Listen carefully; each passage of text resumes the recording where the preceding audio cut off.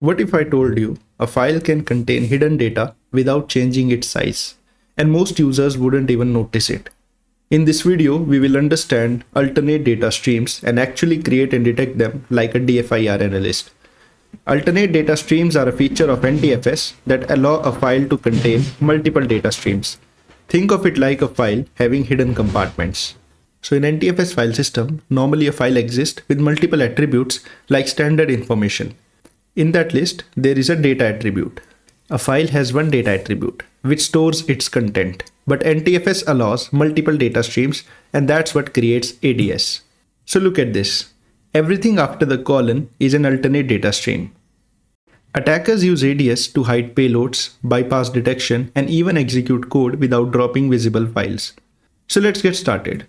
Let's create a normal file. So currently we are in a temp folder on desktop. And let's go ahead and create a normal file. Let's do this is normal using echo and write it inside this report.txt. Now let's check the size. So here you can see the file is 19 bytes.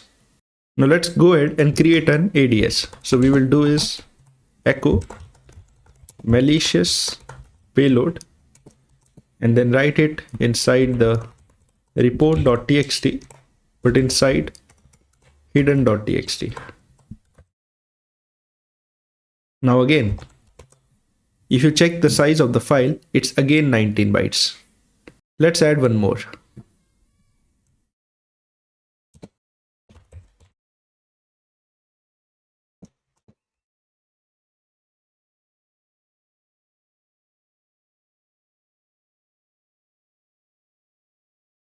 So now we have created two ADS for this.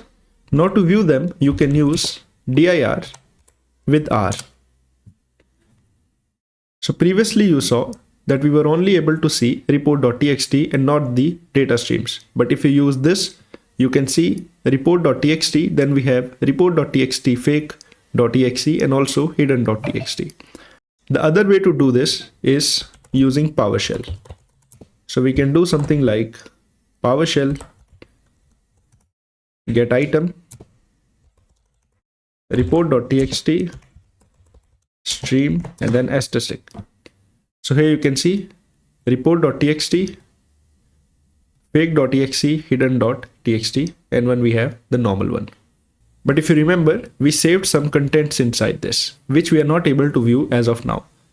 So let's go ahead and try to read the contents of the file.